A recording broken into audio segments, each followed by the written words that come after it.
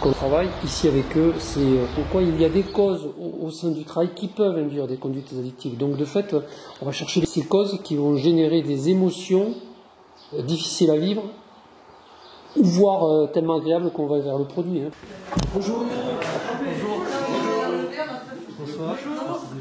Bonjour. Là aujourd'hui, l'association a retenu le public des surveillants de nuit, qui est donc le contexte, c'est le travail de nuit. Et quels sont en face des usages? On sait qu'il y a de la fatigue, on sait qu'il y en a qui ont du double emploi, qu'il y a des troubles du sommeil, etc. Ce qui était intéressant dans la démarche, c'est de voir ensemble quel plan d'action et procédures on pouvait mettre en place dans le milieu professionnel. Flexibilité dans le travail? Alors, possibilité de ne pas venir un jour si la personne ne va pas bien, ou télétravail.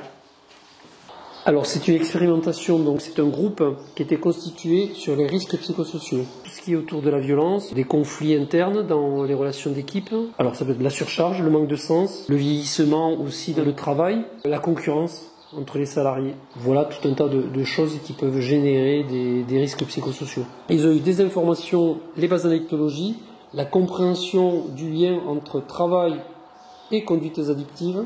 Et en parallèle de cette journée de formation, il y a eu donc l'accompagnement de ce groupe de travail à l'élaboration de propositions d'actions au sein de l'organisation de travail.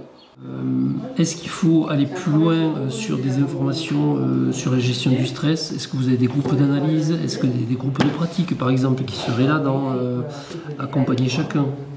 Il y en a déjà en place. Il y en a déjà. Et ça, vous pouvez le mettre. Est-ce que c'est suffisant? Déjà, ça existe. On sait qu'il y a une écoute, on sait qu'il y a une oreille, et on sait que parmi nous, il y a des gens qui se sont formés par rapport à ça.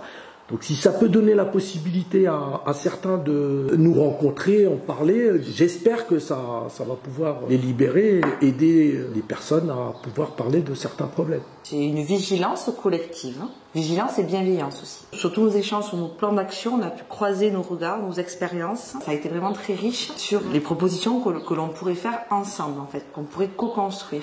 Donc là, on va définir maintenant le calendrier que l'on se donne et qu'est-ce qu'on conserve comme action prioritaire.